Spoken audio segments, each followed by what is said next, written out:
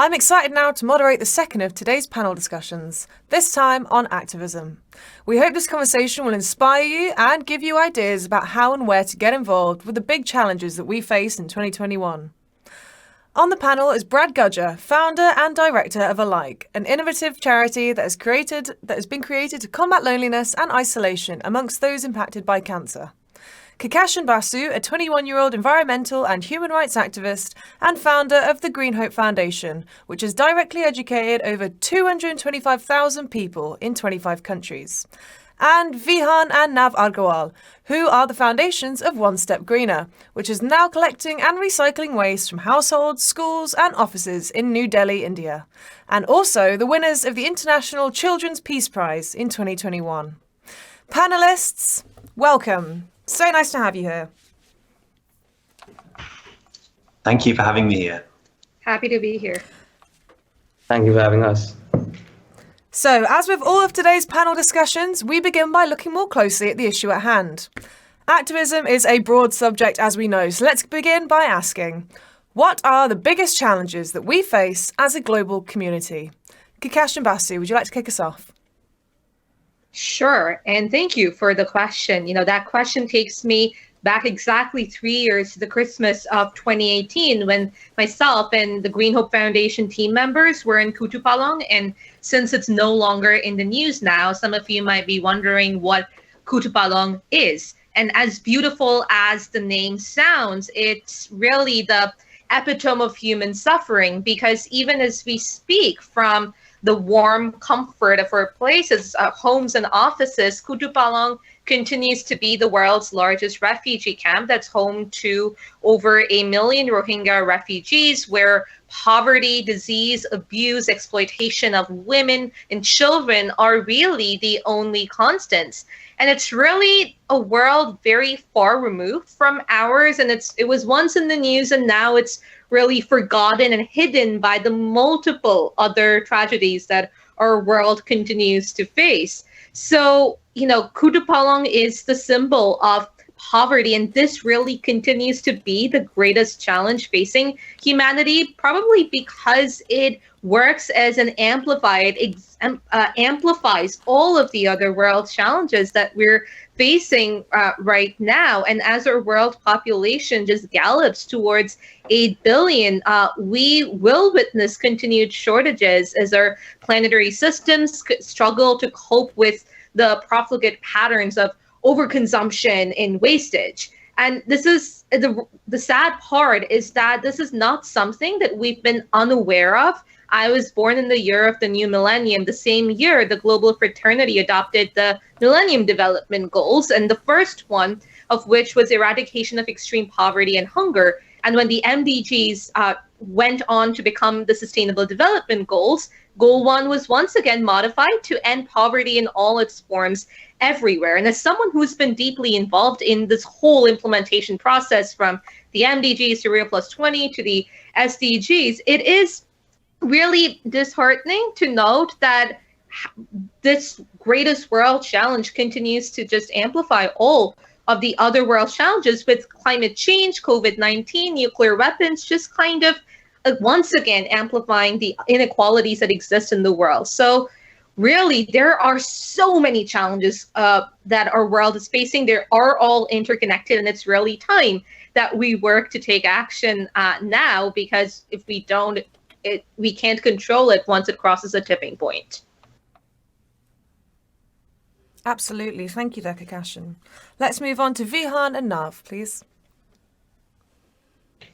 Yeah, for us, I think we definitely agree with Kikashan about what, the problems are deeply interconnected all over the world. And yes, definitely it does have, a big, connection to the human population and how the human population is increasing. But at the same time, I feel that with that, we have a lot of opportunities, and to, utilize those opportunities to actually solve at least the root causes is what's needed at the moment. And finding those root causes is the need of the hour at this present time. And I think Nav and I both agree on that. Thank you. And finally, Brad Gudger. What are the biggest challenges we face as a global community?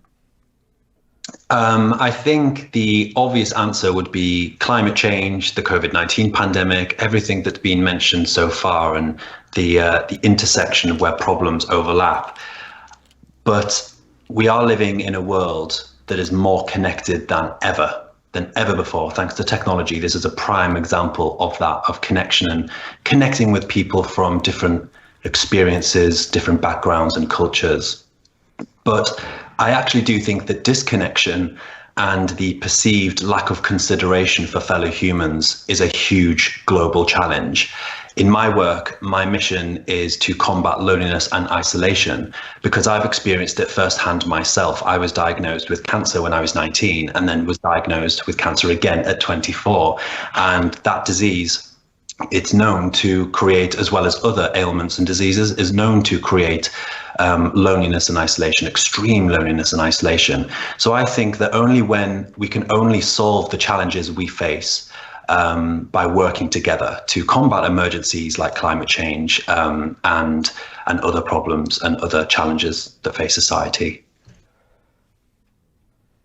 Thank you so much, folks. We're going to move on to the next question now, and that is, what are the greatest obstacles to overcoming those challenges? If you could pick like one thing, maybe. We'll start again with Kakashin, please.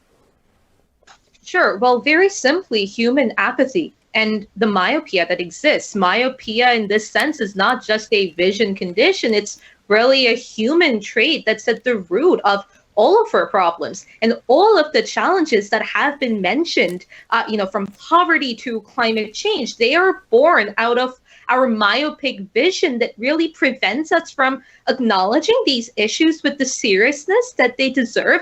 And it's this apathy and this sense of callousness wherein we feel that these problems are just for someone else to solve that's really brought us to this current state of affairs. And it's the same attitude that makes us believe, for instance, that just by striking and marching on the streets or blaming governments will solve the climate crisis, for example. So this lack of awareness and it's this astounding gap in empathy, these are our greatest obstacles. And of course, it can be combated through Green Hope Foundation. That's literally our mantra, where our engagement programs, as was mentioned earlier, through education and through education for sustainable development that promotes empathy, works as a transformative tool to really gouge out these deep-rooted and systemic senses of apathy. And it also fills out the awareness gaps so as to really create a more empathetic civil society that really views these global issues as one's own and finds localized solutions that addresses them at their root instead of just blaming someone else and thinking someone else will find the solution. Thank you. I definitely agree with you on lots of those points. But my question to you is the idea of the lacking empathy on a whole, how much of that do you think is a result of maybe a system that's created to dull that within us so that things are easily passed under, in law and things like that? How much of this is actually the responsibility of the individual? Obviously, we're the ones that can change it. But how much do we accept is an effect and possibly even an intended direction that we're put into so that we're easier to divide and conquer? Well, I think we kind of forget at times the extreme power that the individual has to affect change, whether that is at the ground with civil society or whether that's in policymaking or whether that is in the private sector. So I think, at the end of the day, any sector, including government and the lawmaking, policymakers and the private sector, these are also made up of individuals. And it's really important to understand that when we in our personal lives, when we establish that empathetic connection to these global challenges and even the local challenges, we will be able to bring about change no matter where we are. And of course, the prime example of bringing about that change is by ensuring that empathy is instilled in children from a very young age, and education at all levels really helps to ensure that for everyone. So we start with the individual, and that creates a collective movement that really works to bring about change. Thank you there, Kakashin. We move on now to Brad. What are the greatest obstacles to overcoming those challenges? I think, and so much of it echoes in what's been said. It's so fascinating. I think lack of acknowledgement of history and the role it's played before and how it's manifesting in current discourse. So a prime example, I think, when it comes to climate change, and I've been streaming this since it started, and it's being mentioned when we talk about climate change, is the role that developed countries and them speeding ahead without considering the developing world must come to an end. We cannot combat big global issues without collaborating and working together. For example, like the UK was a leader in the Industrial Revolution. We benefited and we've industrialized using fossil fuels and harmful energy to the environment. It's a bit disingenuous for us to really expect developing countries to change and rapidly adjust their economies when maybe they're not able to. So I do think developing countries need to connect better. We need to be more considerate, and we need to find a way to collaborate together rather than being isolationists. Thank you for that, Brad. I'm going to move on now to Vihan and Nav.